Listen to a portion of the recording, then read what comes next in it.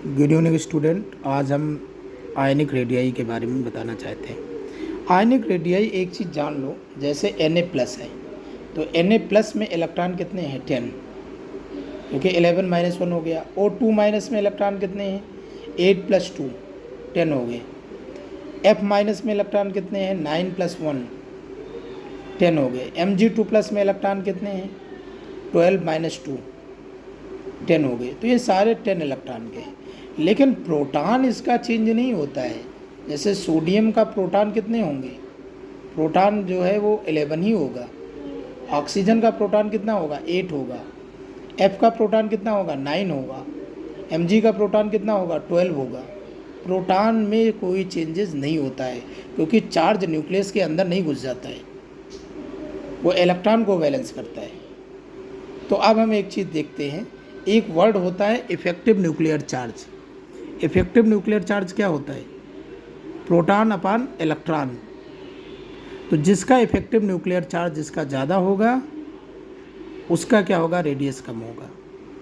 या एक चीज़ और जान लो, जिस पे निगेटिव चार्ज ज़्यादा होगा उसका रेडियस ज़्यादा होगा।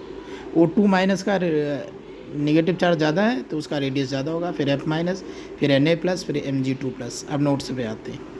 ये देखो, the ionic radius of Na+, O2- F- and Mg2+ ions. इसमें हमें आयनिक रेडियस बताना है, तो O2- का ज़्यादा, फिर F-, फिर Na+, फिर Mg+। इन सब में नंबर ऑफ इलेक्ट्रॉन कितने हैं 10 है। इसमें भी 10 है, 8 + 2 9 + 1 11 - 1 और इसमें 12 - 2। अब देखो इफेक्टिव न्यूक्लियर चार्ज क्या होगा 8। इसमें प्रोटॉन कितने हैं 8, ऑक्सीजन का 8/10। F में कितने हैं 9, तो 9/10। Na में कितने हैं 11, 11/10। Mg में कितने हैं 12, 12/10।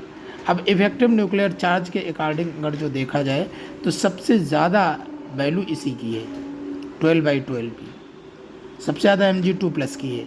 मतलब इफेक्टिव न्यूक्लियर चार्ज सबसे ज़्यादा Mg2+ में होगा। और ये एक फार्मूला याद रखो कि effective nuclear charge is inversely proportional to radius. इसका मतलब क्या है, ये सबसे कम इफेक्टिव न्यूक्लियर चार्ज है, इसकी वैल्यू ऑक्सीजन 2- में, तो इसका रेडियस सबसे ज़्यादा होगा।